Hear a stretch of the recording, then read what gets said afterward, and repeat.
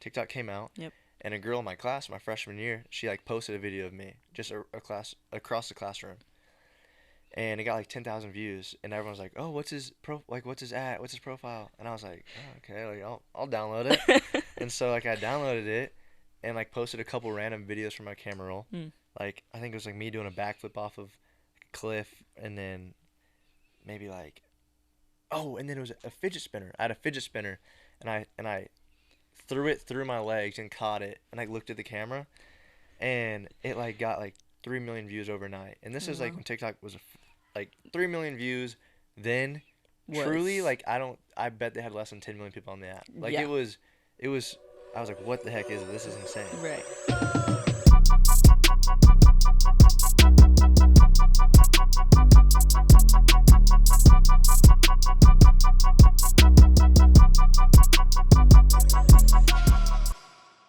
Hey everyone, and welcome back to this week's episode of Nilosophy. We have a very special guest, Sam Hurley. Thanks for joining us this week. How you doing today? Doing great. Thank you so much for having me. I'm excited to be here. Awesome. Excited to talk about everything and get into it. Let's do it. Yeah. Talk to me a little bit about like growing up in Arkansas. Yeah. Your upcoming and how you kind of got started in track and how it led you to be a top NIL earner in track and field. Yeah, I actually like talking about growing up in Arkansas. Yeah. I feel like I never really do it. Everybody typically kind of wants to know what's going on right now, you know? Right. So I do like to talk a little bit like about growing up. It was fun. I have two older brothers that like let me do whatever they wanted to do. They were 4 and 6 years older than me, so quite a bit, but when they were going to high school parties, they were taking me when I was like 8, and they would just hold my hand and throw me on tables. I'd dance around, whatever. they were always so cool. And yeah, both my parents, everyone still lives there except for one of my brothers. He lives in Baton Rouge right now. Okay. But I still love going home. I have a nephew now, so that's always fun to go home. Is. But yeah, growing up, once again, a lot of outdoorsy stuff because there's not too much to do. Right. I mean, we'd go to the trampoline park. That was about the only thing inside we would do, and that was fun. Yeah. But I did every sport growing up, and I think that's what kind of kept me busy, and also I think took me to where I am now. Yeah. Just doing every sport, I think, just complements each other. Yeah. What other sports? I did everything until high school, and then high school I only did just track. All of high school, pretty much. Okay. So that's kind of when you first like started just getting really serious about it. I knew that was something that you wanted to do at the next level. And I was also tiny. Like I'm bigger now than I was. I was like 5'4", 110 pounds like freshman year. Like I was so small. Wow. And so, but I could jump high for some reason. So I was good at like high jump and pole vault, but I was not about to go get tackled. You know what I mean? I would have broke. So. That makes sense. But I did play football a little bit junior year, and it was fun. But track's the main thing. But was there like a pivotal moment where you were like, yeah, I'm good. I'm pretty good at track, or at your specific events, of course. I don't know. I think like track is one of those things like when you start young, you kind of know who's good whenever you're like 6 years old. Like the people that like win at 6 years old don't always win in the end, but like typically you see them up top for a while. Yeah.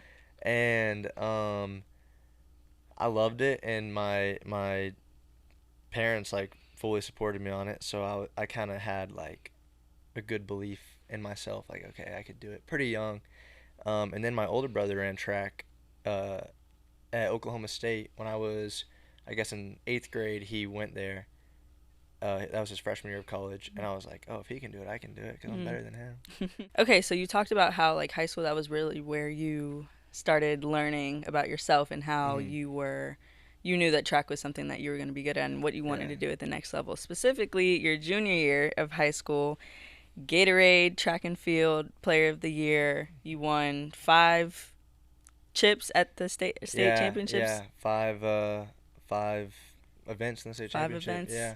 That's a big deal. So Yeah, talk to thank me you. about like that and receiving those accolades, and then again like how that flowed into your recruitment process. Yeah. What schools were calling, what led you to make the decision to go to the University of Texas, all the things. Yeah. Definitely junior year was whenever everything like happened. Mm. I was like kind of getting recruited a little bit freshman and sophomore year, and then junior year is like when it actually picked up because of what I guess I accomplished that season. Yeah. And I'm trying to remember who the first coach who called me was, but I remember getting like my first phone call or email or whatever, and being like, wow, like okay, this is happening. Like Yeah. this is what I've dreamed of pretty much my whole life, and that motivated me to keep it going and keep doing better. And so I ended up having a great season like throughout the whole season.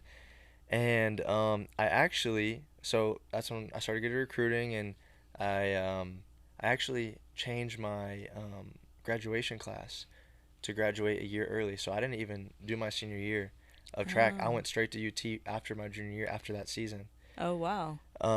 I after the state championship, it was summer, and then I enrolled into at UT January. So that whole fall semester, I was just going on recruitment trips and talking to coaches and figuring out where my home was gonna be. And it was UT. Like from the get go, I knew it was them. And I love my events coach. He's great. He's always had my back. And it was also a program that wanted to win, and that's what I was looking for. I wanted to get beat, and I knew if I went to Texas, I wouldn't be the best like guy there, and I knew I'd be getting beat every day, which would make me better. Yeah. And so I went there, and that's a great mentality to have. Like just knowing that you'll be challenged in that environment and going to a school that would be able to do that in so many different ways. University of Texas has a huge network, a huge fan base. Was that something that went into your decision a little bit of choosing there, knowing, because by the time you went, was NIL already? So, I skipped over this a little bit, but that was another reason why I early enrolled, because NIL had just got passed, and I already didn't want to compete my senior season because I felt like I wanted the next step. Like I wanted what's next. I wanted to go run college track. You were ready, and I felt ready. And looking back now, was I ready? Probably not. Am I happy I did it? 100%. But probably wasn't ready. But because I definitely got whooped my freshman year. But it was good. I think we all need that. And so when NIL was passed, I was like, okay, that's kind of my like sign I've been looking for to go ahead and go to college. Right. And I wanted to go to a school like not even thinking about NIL. Like I wanted to just put it aside and have the best coaching and school and fan base. But if they had a good network and good fan base, then that's just a huge bonus. And Texas does, and Texas did. I mean, it was pretty cool because like you could just see it. Like I went on all my visits, and it was different than most other places, and they got a good network and a good fan base that ride behind you. Was that a conversation that the coaches or just the staff, anybody kind of had with you regarding NIL, like during either your recruitment process or once you finally got on campus, like kind of how they could incorporate, the huge network and how they could use that to your advantage, or how you can kind of capitalize off of that? Like what were those conversations like? Yeah, so I signed with WME agency right when I got to school, and they kind of handled the school network side. Yeah. And I talked to a couple of people at UT that run that and charge that, and they're great and they're awesome, but for the most part my agencies have got most of my deals not even like through UT. You know what I mean? Like having UT next to my name definitely helps, and definitely, but like the platform. But they didn't really go to our donors necessarily. Got you. Okay. Yeah. That was kind of the same for me because I signed with WME, 2 months after NIL had passed. Yeah. Decided like I just wanted to be connected with an agency that, had a big network and had a lot of connections and could definitely like get me into different rooms with different people, different brands, and just try to put me kind of ahead in that space. So definitely having UNC tied to, being tied to UNC, that helps a lot. It's Jordan Brand. It's one of the best schools in the country, both academically, sports, like, but yeah, all of my deals that I had throughout the course of my collegiate career was solely from the agency, which I thought was, it's different for everybody. Like a lot of people, there's players, athletes who get it just from their university. Like university helps provide those opportunities, and there's others who are like, solely your agent is kind of seeking those for you and kind of putting those in front of you. So that sounds like that's kind of what your experience was. What went into your thought process in choosing WME as your agency? There were a couple things I like thought about, and I'm friends with Livvy Dunne, and I saw she was doing well, and she was there the semester before, or she was there a year before me actually. She started college a year before me. Yep.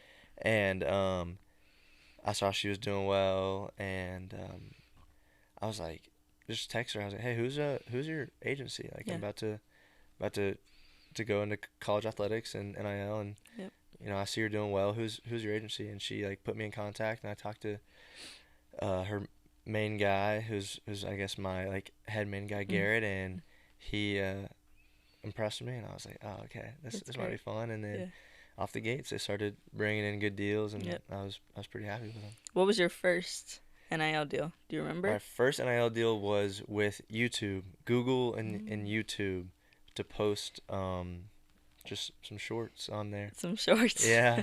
So post Nice. YouTube shorts. That was my first NIL deal. Yeah. I remember mine. Mine was like, I think it was trading cards or Leaf or it was Panini I think it was Leaf. I've done Leaf. Fully quote me on that, but it was like I signed a bunch of signatures. Yeah. That was probably one of the most brutal. Yeah. It took me a while. It took me a couple months to do mine. Yeah. It was bad. I know. It was bad. But I was young. I was like, I chalk it up to I was young. But that was my first one. I do remember that. Talk to me about your experience or interactions with the Texas One Fund, the collective at your university. Yeah, so I think that the One Fund definitely benefits certain athletes for sure. Unfortunately, not every student athlete. I'm one of them that I've never received anything from One Fund. But I know a lot of people have, and I know definitely football. I mean, that's the breadwinner, so like I understand that. But I've also seen lots of I've seen softball players, soccer, girls soccer players, some baseball guys. I've seen different sports do stuff with One Fund, and I think that they're pretty good at splitting it up, and that maybe not.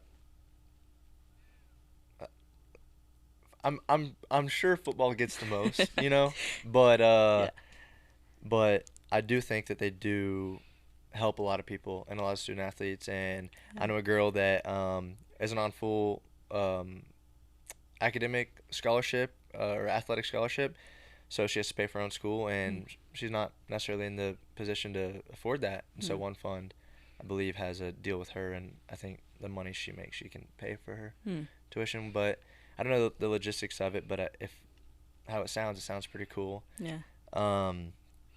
But I have never done a deal with them. I've never got a dollar. I've done all my deals through other brands and people and companies that have been strictly through me or my agents, and not actually involved with One Fund at all.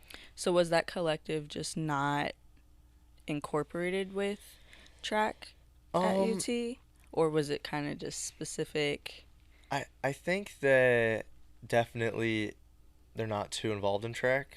I think that there might be a couple, like just a couple people that might get some collective money for on track, but 99 don't for sure. 99% don't. Yeah. But that's also like part of the downside of NIL is like it's not fair. You know what I mean? And I mean, I'm in a sport that's not a big money sport, and it's like kind of kind of sucks that we're not getting paid the millions of dollars that football is, but at the same time, it's like football just makes the money for the one fund. So it's like, I mean, I don't really know. I can't like argue or be mad because I get it. It makes sense. I went through the same thing at UNC. Yeah. I was going into my sophomore year once NIL passed, and there was a lot of different logistics and different things and conversations that kind of went into that. And it wasn't really until my going into my senior year where there was even a discussion about having a collective for women's basketball. I know that because I had a lot of friends in other sports, football, basketball, soccer, all the things, and like just having conversations with them about NIL and what their experiences have been like, and it was night and day. Like hearing the benefits or opportunities that men's basketball, solely men's basketball, football a little bit was getting, and we're sitting over here, women's basketball, who had way better seasons, way better records, way better tournament runs, whatever that looked like, and still not being able to benefit and capitalize off of that. It was tough, and having those tough conversations was interesting because it's like now we're in a stage in an era of college where you get paid for what you produce. That's just kind of what it's down to. It's like you're paid to play, paid for your performance, quote unquote, and that wasn't happening for the women. And it was a battle that I personally was fighting a lot with our AD, with our staff, with the whoever I needed to talk to. It was, I'm having this conversation because this is not equal. It's not right.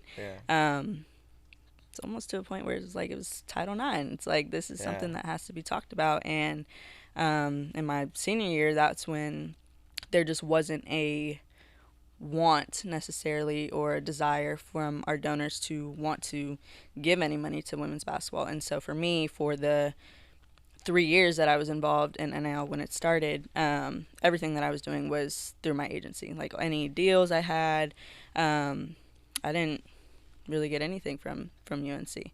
Like, and I think that is something that happens at a lot of different schools. I think that since I make money outside of the collective, they weren't too interested in which if it's because of like we want to give this to people that aren't as fortunate as you, then that's okay. I'm all for that.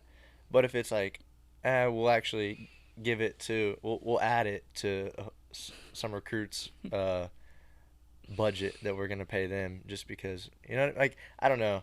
I think that I would have appreciated probably being a part of it just because I've been so loyal to the school and loved everything about it, and definitely think that I post and publicize Texas athletics a lot and show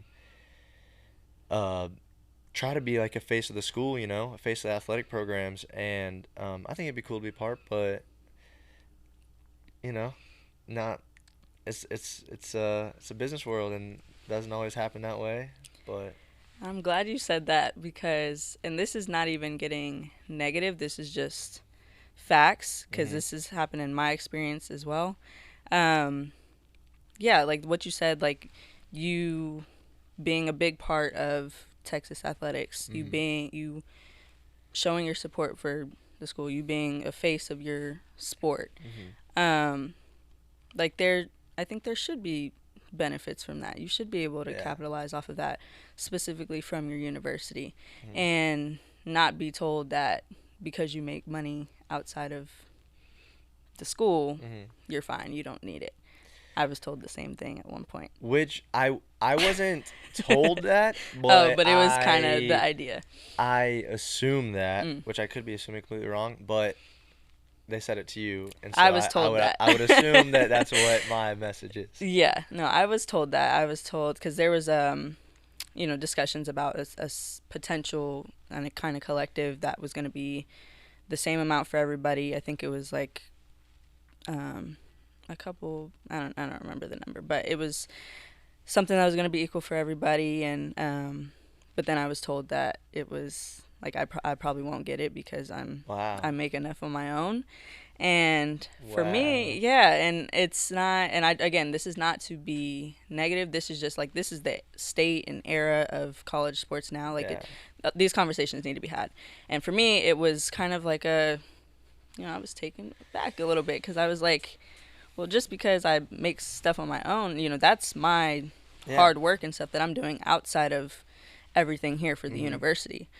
I'm giving my all to this university. If anything, you should be paying me more. And I was like, I'm doing a lot. I'm at appearances. I'm at events. I'm on recruiting visits. I'm showing my face everywhere. I'm trying to show that this, I take pride in representing my university and doing those things. And for y'all to say that I don't deserve whatever money y'all are trying to give because I make enough on my own. It's like, as a student athlete who, again, like you, gives a lot to the program, a lot to the university, to not be able to kind of benefit in that way, it's tough. And I think that happens everywhere. That happens at a lot of different universities too, to a lot of different student athletes. We'll switch gears here on, you have, what is this, like 3.5 million followers on TikTok, 1 million on Instagram. Like, talk to me about how important it was and kind of the process of you building your following and building your brand throughout your platforms. So I like kind of started getting followers and growing on social media like my freshman year of high school. And so I started making money on social media just because of my followers. And at this point I didn't even post that I ran track because I couldn't, because that was before NIL. So if I made money on social media and I posted that I ran track, I therefore am a paid athlete, professional athlete, and I'm ineligible to compete in any high school or college events ever again. So no one even knew I ran track until I committed to Texas. Like, I posted like, committed to Texas, excited to run track here, blah blah. Everyone was like, I mean, I have like, I think accumulatively 6 million followers, and everyone was like, what the hell? Like, you run track? And I had no idea. So that was kind of funny. And having the followers and having the supporters and that base going into college, I mean, that's why I've done so well in NIL.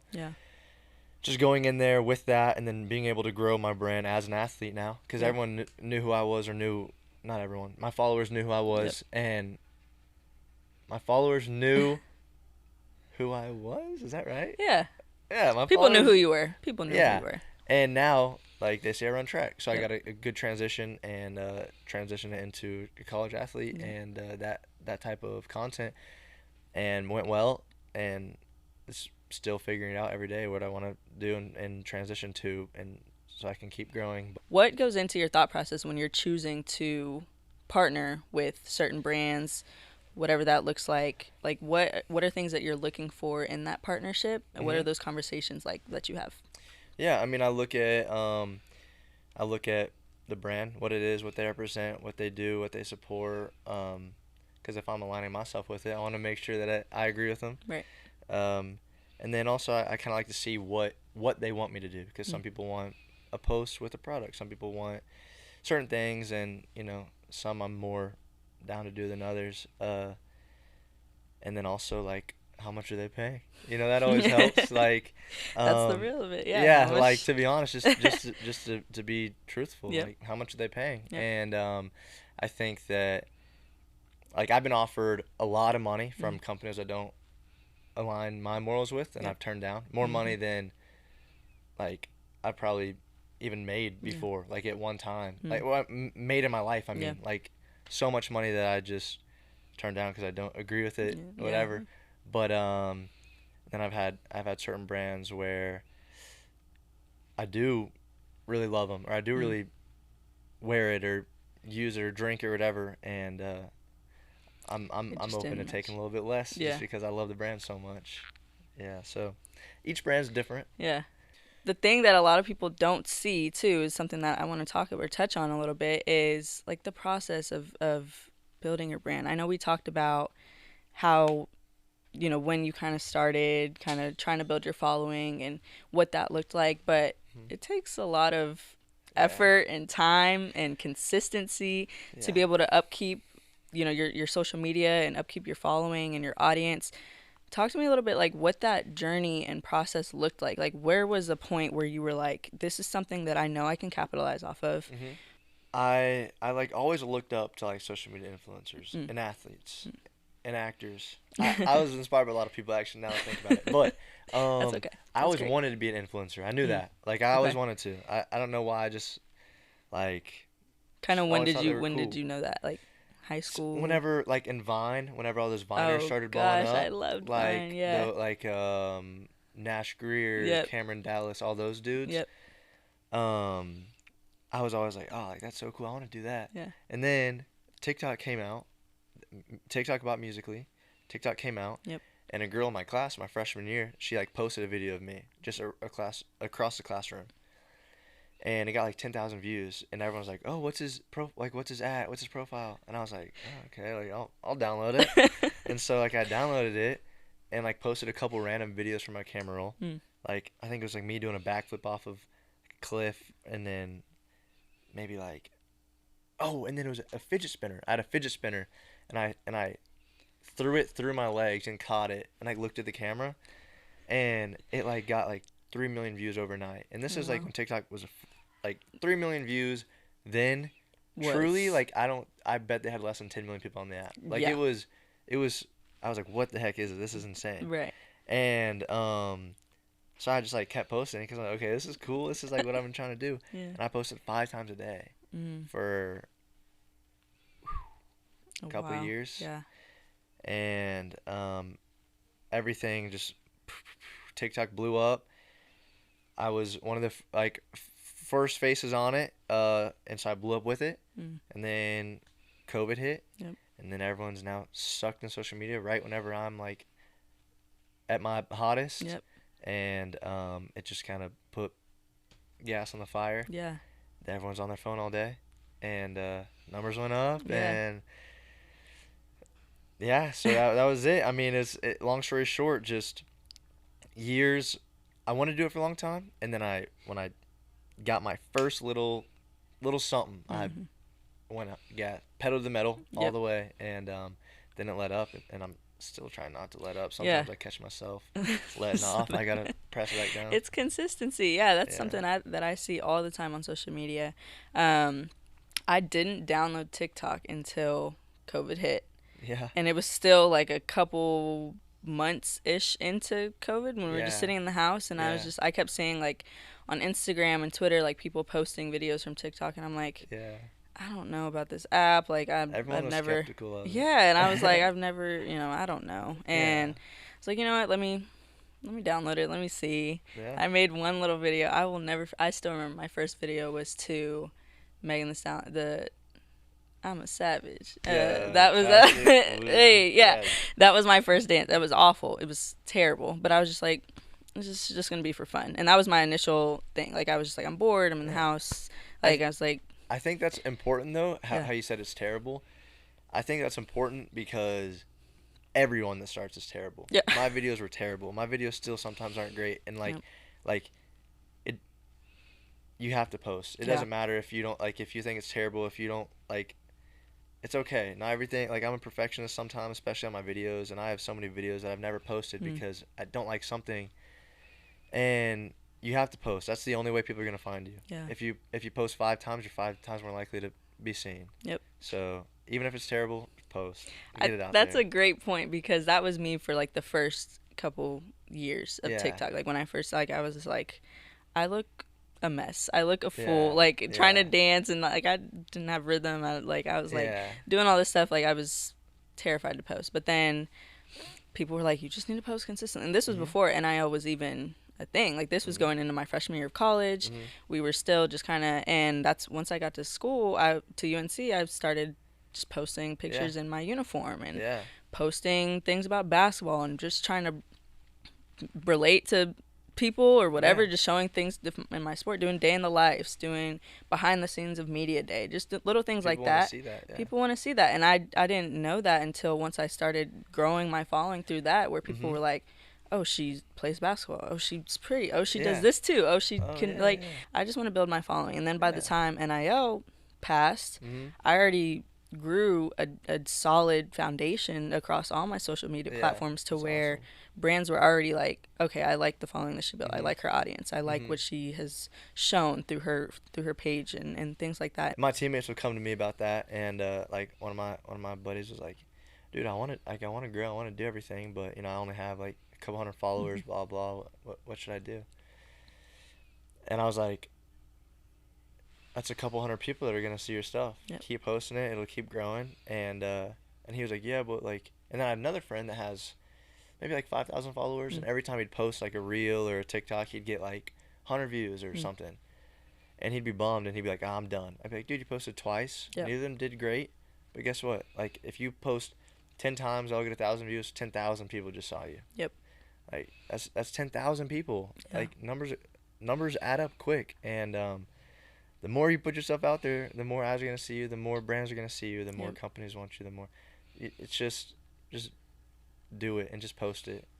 But it is hard. But I do think social media is moving in a way where it's more like acceptable to just post whatever, anytime, anything that you even think of.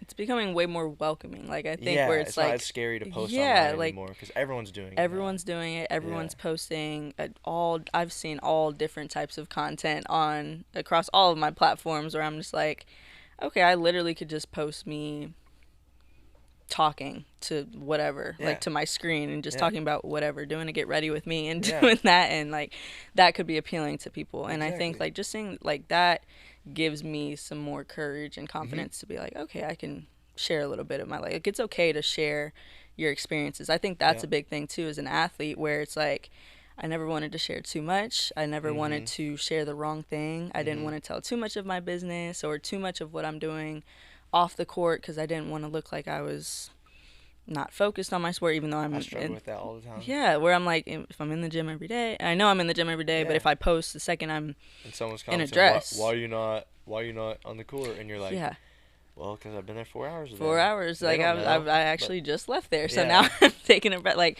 and I think as an athlete, that's a mindset that I am still shifting out of, to where it's like, even when we had games, like I was having this conversation with one of my friends before, where it was like, if we lose. Like, I'm like, okay, I don't want to post anything on I don't want to post anything on my story. I don't want to post TikTok. I don't want to like anybody's post. Like, I was like, because I don't want to show that I'm like, I don't care, or make it look like I don't care. Isn't that weird that you have to think that deep though? Right. Because I don't think you should, but we all do. I do it all the time, and I'm like, why? And I'm like there's no like, you can literally do whatever you want. It's your page, it's your channels, it's whatever you want. Like, it gets to a point where you just have to be like, people are gonna say what they want regardless. The real no, and you just gotta kind of just stay authentic to you and just post whatever you want, do whatever you want. Like, the perception will be what people make it. And it's like, you know what you want to do. Do you? And I think that's the biggest mindset shift that I'm still going through, but like, that's what's helped me kind of within the past year of like just continuing to grow my brand, because I'm just like, okay, who cares if we just lost or if I had a bad game? Like, I'm gonna post my content because I want to. Like, just do it. Like, just things like that. So I think that's super important, and something that a common thing that I've heard from amongst athletes that are just like, just post. It'll grow. And I heard a quote that said, like, an influencer will never hate on you for starting a social media channel. A professional basketball player won't hate on you for practicing for working out. Okay, I saw. Yeah. An author won't hate on you for writing a bad first poem. It's like, hate comes from underneath you, and anyone that is maybe more successful than you in your realm will never hate on you for trying. It's always like, because they were once there. Exactly, and that kind of shifted my mindset, where I'm like, that's so true. The people that are bringing negativity are beneath me in this realm, trying to bring me down. They've never been in your position. Yeah, but the ones that are the most successful are trying to bring all of us, like, yeah, like, do it. I was right there, you know, Yep. like, and I think that's a good thing to think about. I think that's a great point, and super important, and something that will continue to grow and build. And the NIL space is continuing to grow, and you see so many athletes, you know, kind of tapping into their personalities and different layers of themselves, and I love to see it. I love to see different experiences outside of, you know, just the athlete, outside of just the sport, because there's so many different layers to us as student athletes, and so many different things that go into our journeys, and so many things that we go through every day that sometimes it's okay to share, because other people who are looking up to us might be going through the same thing, and they might need, maybe they come across your video and that completely shifts their perspective on what they're doing. That completely gives them the slightest bit more motivation or whatever that is. So I think, you know, it's important to continue to share your story and share your journey. And so now you've accomplished so much. You have been a huge face of NIL, of Texas athletics, of track.